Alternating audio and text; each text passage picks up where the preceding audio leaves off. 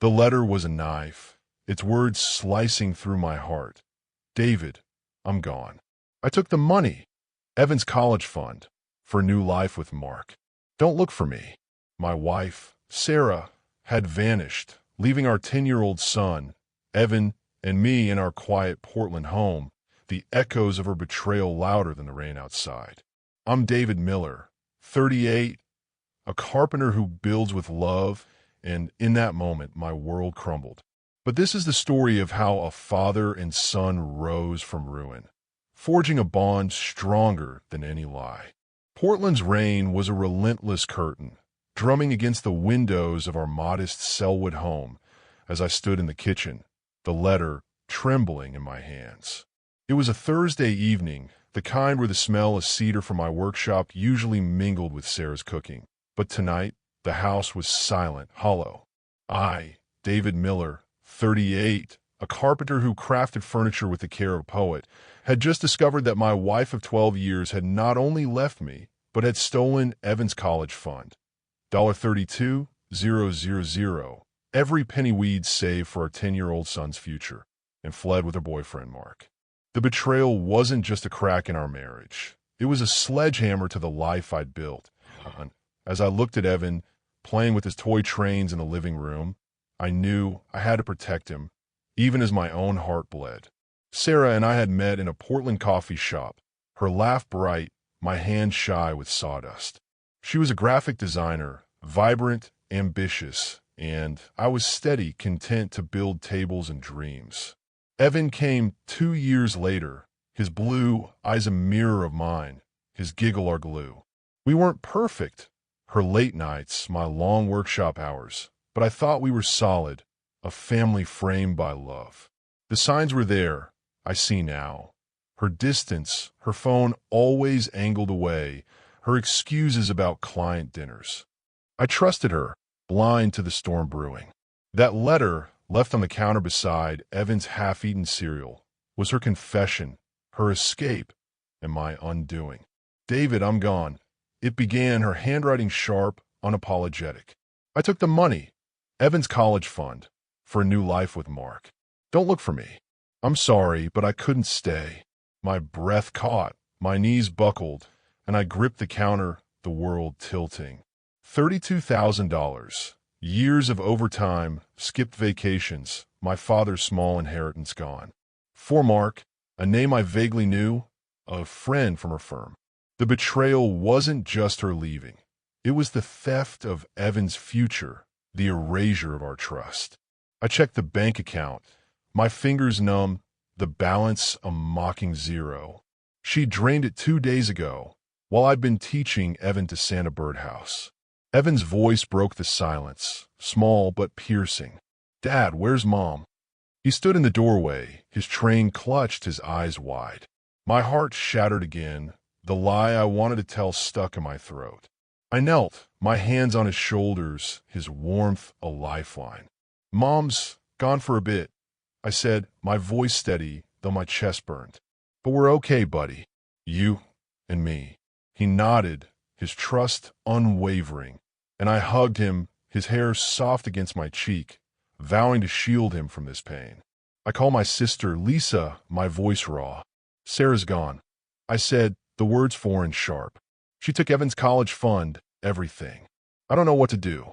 Lisa, a nurse with a heart as big as her temper, was silent, then fierce. I'm coming over, she said. You're not alone, David. We'll figure this out. She arrived an hour later, her arms around me, her eyes blazing. How could she do this to Evan? She whispered, as he slept upstairs. I had no answer, only a hollow ache. The next day, I called the bank, my voice calm, my carpenter's precision a mask. The account was joint, the manager said, his tone clipped. She had every right to withdraw. I hung up, my hands shaking, the law a cold wall. I contacted a lawyer, a friend of Lisa's, who was blunt. Tracking her is tough if she's left the state. The money's likely gone, David. Focus on custody, on Evan. Custody? I hadn't even thought of it. The idea of Sarah taking Evan a new terror. I filed for full custody, my heart racing. the paperwork a promise to keep him safe. Evan's questions grew, each one a dagger. "When's Mom coming back?" he asked, his pencil pausing over homework, his eyes searching. I sat beside him, my hand on his back. "I don't know, buddy," I said, my voice soft. "But I'm here, always. We're a team." He nodded, his smile faint, and I saw the confusion in his eyes, the wound I couldn't heal. I started sleeping on the couch, the bed too empty, Sarah's perfume still lingering, a ghost I couldn't banish. Lisa pushed me to act. "You need to find her, David," she said, her coffee mug steaming, the rain outside a chorus.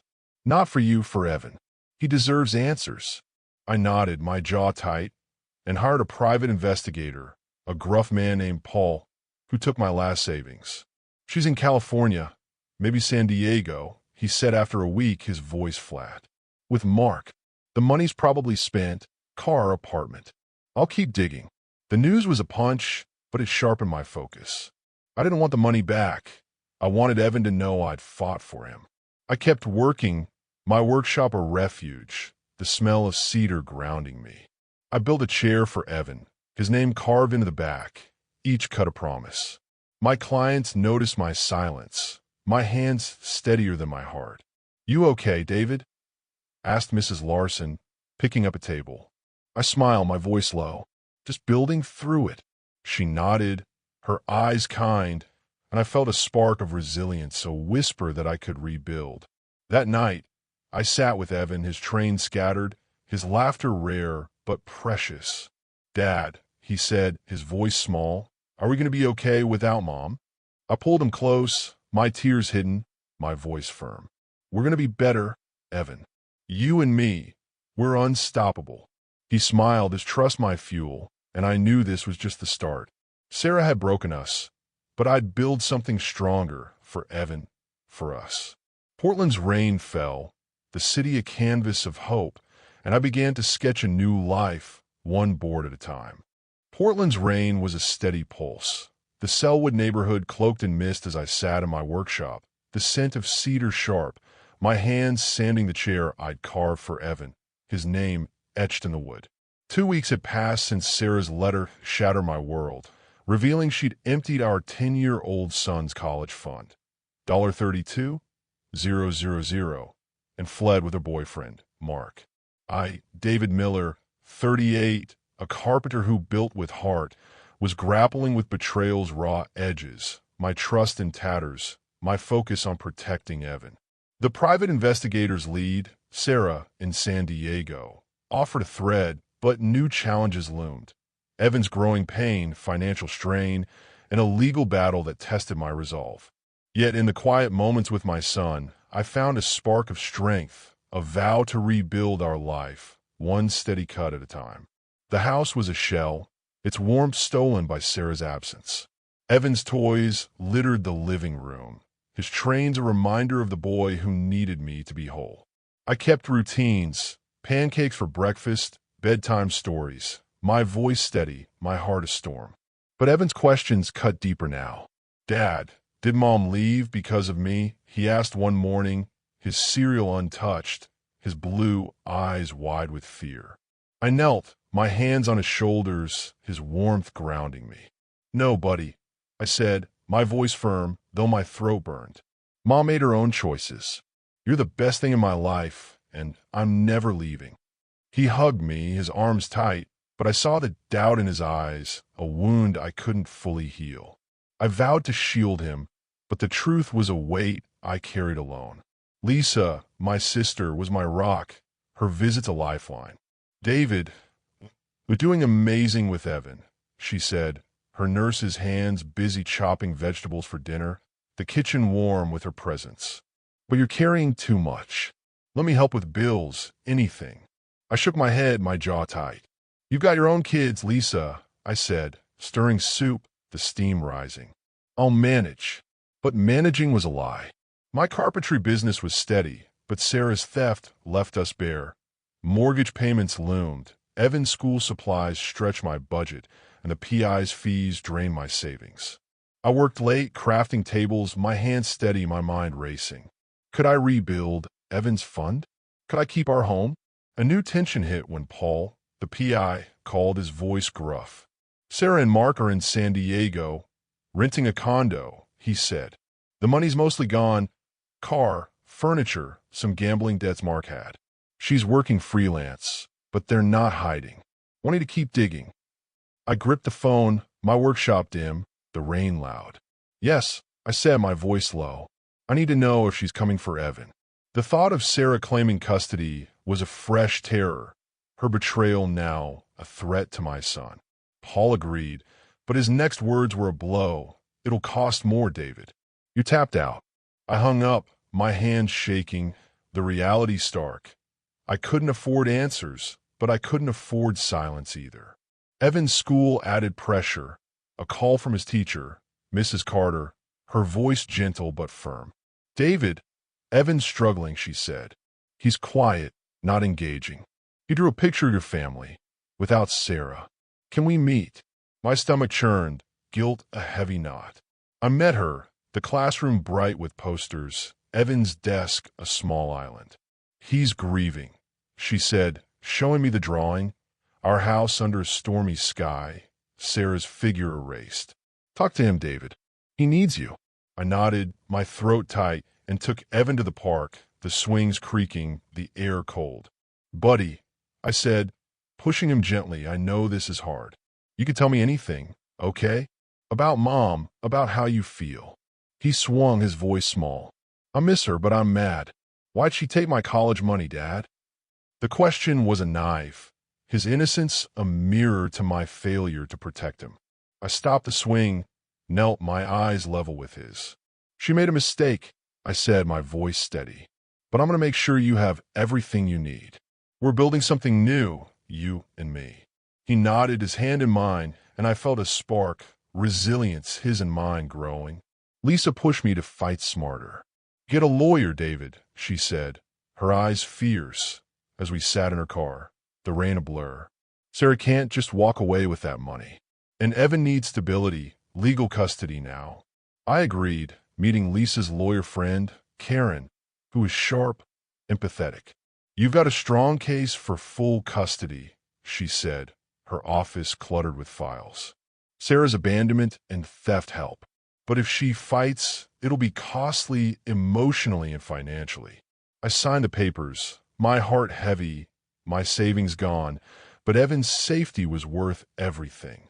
A small win came when a client, Mr. Thompson, ordered a dining set, paying up front. Heard you're going through it, David, he said, his hand on my shoulder, my workshop warm with sawdust. Your work's still the best. Keep going.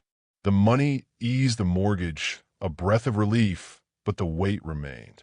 I carved Evan's chair at night, each stroke a promise, my hand steady, my heart raw. Sarah's ghost lingered, a photo of her, and Evan on the fridge, her smile a lie. I took it down, my fingers trembling, and Evan saw, his eyes quiet. It's okay, Dad, he said, his voice small, and I hugged him, my tears hidden. I started a journal, writing to Evan, words I'd give him one day. You're my world. She broke us, but we'll be stronger. It was my therapy, my way to process the anger, the love, the hope. Lisa brought Evan a soccer ball, his laughter a rare gift as they kicked in the yard, the rain pausing. You're doing it, David, she said, her smile warm. You're his hero. I nodded, my throat tight, but doubt lingered. Could I be enough? The PI's next call loomed, Sarah's shadow a threat, but I focused on Evan, on the chair, on the life we'd build. Portland's lights shimmered, the city a canvas of grit and grace. And I sanded on, my love for Evan the grain that held us together, my resolve a tool that wouldn't break. Portland's winter fog wrapped Selwood in a quiet embrace, the scent of damp earth mingling with cedar as I worked in my workshop, the chair for Evan nearly complete, its curves smooth under my hands. 3 weeks had passed since Sarah's letter gutted my world, revealing she'd stolen our 10-year-old son's college fund, $32,000, and fled with her boyfriend, Mark, to San Diego. I, David Miller, 38, a carpenter whose life was built on steady hands and trust, was navigating a storm of betrayal, financial strain, and Evan's growing pain. Yet in the splinters of our broken home, I found glimmers of hope, small victories in Evan's laughter, my sister's support, and a renewed bond with my son. New challenges tested my grit, but each step forward, each moment with Evan, was a line carved toward a future we'd shape together. The house was a battlefield of memories, Sarah's absence a ghost in every corner. I kept routines, morning coffee, Evan's soccer practice, bedtime stories, but the strain showed. Bills piled up, the mortgage a looming shadow, and my carpentry orders, though steady, couldn't replace the stolen fund. Evan's silence was the hardest blow, his once bright chatter dulled by confusion. "Dad," he asked one evening, his train set idle, his eyes on the floor, "is Mom ever coming back?" I sat beside him, my heart a knot, my voice gentle. "I don't think so, buddy," I said, my hand on his back. "But you've got me, and I'm not going anywhere. We're going to make our own adventures." He leaned into me, his warmth a balm, and I felt a spark. Our bond, bruised but unbroken, was my foundation. Lisa was relentless, her visits a burst of light. "David, you're stretched thin," she said, folding laundry in my living room. The rain is soft from outside. "Let me loan you some cash, just for the mortgage. Evan needs stability." I shook my head, my pride a stubborn wall. "I'll figure out," I said, my voice low, folding Evan's small shirts. "You've done enough, Lisa." But the truth gnawed. My savings were gone, the PI's fees a drain, and Karen, the lawyer, warned of a costly custody battle if Sarah resurfaced. I took on extra orders, crafting bookshelves late into the night, my hands steady, my eyes burning, each piece a step toward keeping our home. A new challenge hit when Paul, the PI, called, his voice clipped. "Sarah's in San Diego, working odd jobs," he said. "Marked out a rap sheet. Petty theft. Nothing major, but they're burning through cash. She's been emailing her sister, hinting at guilt about Evan. She might reach out." My pulse raced, fear and anger colliding. Sarah contacting Evan could confuse him, hurt him more. "Keep watching," I said, my voice tight. "I need to know her moves." Paul agreed, but the cost was another blow. I sold my old truck, a relic from my dad, to cover it, the loss a quiet ache. Evan's school struggles worsened. Mrs. Carter's emails a constant worry. "He's withdrawn, acting out," she wrote. "Can we try counseling?" I agreed, enrolling Evan with a therapist, Dr. Lee, whose calm voice eased my guilt. "He's processing loss," she said after their first session, her office cozy with books. "Keep talking to him, David. He trusts you." The sessions helped, Evan's drawings brighter, but the cost stretched me thinner, my nights longer in the workshop. Hope flickered in small moments. Evan joined me in the workshop one Saturday, his hands eager on a scrap of wood. "Can I help, Dad?" he asked, his eyes bright, a rare smile breaking through. I showed him how to sand, his focus a mirror of mine, the chair for him glowing under our hands. "This is ours," I said, ruffling his hair, the cedar dust a bond. "We're builders, you and me." He grinned, his laughter a melody, and I felt it, a connection stronger than Sarah's betrayal, growing roots. Lisa organized a soccer game for Evan, inviting her kids, the field muddy but alive with cheers. I watched him score, his face alight, and clapped, my heart full.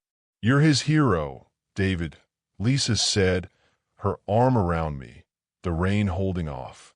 "He's going to be okay because of you." Her words were a lifeline, easing the doubt that I wasn't enough. I started a savings jar for Evan's future, dropping spare change, a symbol of my vow to rebuild what Sarah stole. A setback came when Karen called, her voice tense. "Sarah's sister contacted her lawyer," she said. "Sarah might file for partial custody, claiming she's stable now. We need to strengthen your case, more documentation, character references." My stomach dropped, the idea of Sarah near Evan a fresh wound. I gathered letters from Mrs. Carter, clients, even Dr. Lee, my hand shaking as I wrote my own statement. Evan is my son, my world. I've never left him. The process was grueling, my fear a constant hum, but I pushed on for him. A client, Mrs. Larson, offered a glimmer, commissioning a custom table and paying double. "You're a good man, David," she said, her eyes kind, my workshop warm with her trust. "Evan's lucky to have you." The money covered a month's mortgage, a breath of relief, and I bought Evan new soccer cleats, his joy a small triumph. "Thanks, Dad," he said, hugging me, his trust a fire that warmed the cold. I kept writing in my journal, words for Evan. "Your mom hurt us, but she can't break us. We're carving something new." It was my anchor, a way to process the anger. Less now, more dull ache, and the hope growing like a seedling. Lisa brought Evan a woodworking kit, his excitement a spark, and we built a birdhouse, his laughter echoing, the rain outside a soft chorus. "This is cool, Dad," he said, his hand steady, and I saw him, my son resilient like me. The PI's next call loomed, Sarah's shadow a threat, but I focused on Evan, on our moments. I hung the finished chair in his room, his name gleaming, a promise kept. "It's awesome," he said, climbing onto it, his smile wide. I hugged him, my tears hidden, my resolve iron. Portland's fog lifted, the city a canvas of grit and grace, and I worked on my love for Evan, the grain that held us, my hands carving a future one steady stroke at a time. Portland's early spring rain was a gentle veil, the Selwood streets glistening as I stood in my workshop, the chair for Evan complete, its carved name a testament to our bond. For weeks had passed since Sarah's letter shattered my life, revealing she'd stolen our 10-year-old son's college fund, $32,000, and fled to San Diego with her boyfriend, Mark. I, David Miller, 38, a carpenter who built with precision and love, had weathered financial strain, Evan's pain, and the looming threat of Sarah's custody claim. Small victories, Evan's laughter, new orders, Lisa's support, had kindled hope, but the weight of betrayal lingered. Now, a turning point loomed, a chance to confront Sarah's actions publicly and carve a path to healing, not through vengeance, but through truth and resilience for Evan and me. The house was a fragile sanctuary, Evan's toys and drawings a reminder of what I fought for. I kept our routines, soccer games, homework, workshop sessions, my hand steady, my heart raw. Evan's therapy with Dr. Lee was helping, his smiles more frequent, but his questions stung. "Dad, does Mom hate us?" he asked one evening, his soccer ball idol, his eyes searching mine. I sat beside him, my voice soft, my carpenter's come a shield. "No, buddy," I said, my hand on his shoulder. "Mom made bad choices, but that's not about you. You're my hero, and we're building something awesome together." He nodded, his hug fierce, and I felt our bond tighten, a grain of strength in the wood of our life. Lisa was my anchor, her visits a burst of warmth. "David, you're killing it as a dad," she said, stirring chili in my kitchen, the air spicy and warm. "But you're still carrying her betrayal. You need to let it out, for Evan's sake." Her words hit deep, stirring a plan I'd buried. A local community fair was coming, where I'd showcase my furniture, a chance to speak publicly, not to shame Sarah, but to honor Evan, to reclaim our story. A new challenge crashed in when Karen, my lawyer, called, her voice urgent. "Sarah's filed for joint custody," she said, her words a jolt. "She's claiming she's stable, working in San Diego, and wants Evan for summers. Her lawyer's pushing hard, saying you're overworked, unstable." My stomach sank, fear clawing at me. Sarah, who'd stolen his future, now want his time? "We'll fight it," I said, my voice steady, though my hand shook. "Evan's mine," Karen agreed, but the legal fees loomed, another strain on my stretched finances. Paul, the PI, added fuel to the fire. "Sarah's life's a mess," he said, his voice gruff. "Mark's gambling's worse. She's covering his debts. She's emailing her sister, saying she misses Evan, wants to make it right. "Watch out, David. She might show up." The news was a double-edged sword. Her guilt gave me leverage, but her return could hurt Evan. I told Paul to keep tracking, scraping fund from a new order, my workshop a lifeline. Evan's school offered a glimmer, Mrs. Carter noting progress. "He's opening up," she said, showing me a drawing. "Our house, sunny, with just us two. You're his rock, David." The praise warmed me, but guilt lingered. I hadn't told Evan about Sarah's custody claim, fearing it'd break him. I took him to the park, the swings creaking, his laughter a spark. "Dad, can we build a treehouse?" he asked, his eyes bright. I grinned, my heart lifting. "You bet, buddy. Our next project." The promise was a vow, a step toward healing. The community fair was my turning point, a chance to stand tall. I set up a booth, my furniture, tables, chairs, Evan's birdhouse, gleaming under the sun, Portland's air crisp with promise. Lisa helped, her kids playing with Evan, the crowd buzzing. I'd planned a short speech, not about Sarah's betrayal, but about resilience for Evan. As I stepped to the mic, my hand steady, Evan watched, his soccer jersey bright, his trust my fuel. "Folks," I began, my voice clear, the crowd quiet, "I'm David Miller, a carpenter dad. This year, my son Evan and I faced a loss. Someone we loved took something precious, our savings for his future. But we're here, building again, because love is stronger than lies. Every piece you see is for him, for us, for second chances." The crowd clapped, Evan's grin wide, and I felt it, truth, not vengeance, setting me free. A local reporter snapped photos, her questions kind, and I answered, keeping Sarah's name out, my focus on Evan's future. A woman approached, Mrs. Ellis, a gallery owner. "Your work's stunning, David," she said, her eyes warm. "I'd love to feature your furniture in my space, maybe a show. And your story, it's inspiring." My breath caught, hope surging. "Thank you," I said, shaking her hand, my heart racing.